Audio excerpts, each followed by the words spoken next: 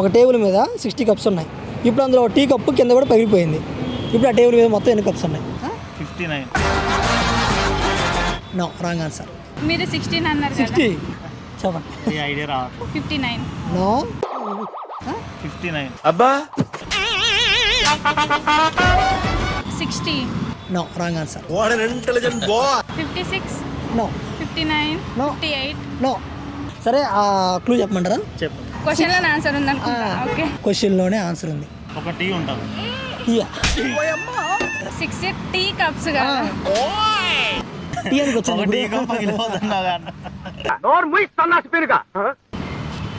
తెలీదు. అంటే ఒక టీ కప్ పగిలింది కానీ కప్స్ పగలలేదు. నాకు ఏం ఐడియా రాలేదు. చెప్పండి మీరు. 6 టీ కప్స్ ఉన్నాయి. ఇప్పుడు అందులో ఒకటి పడిపోయింది. ఇప్పుడు ఎన్ని ఉంటాయి? 5. 5. ఫస్ట్ క్వశ్చన్ వచ్చేసరికి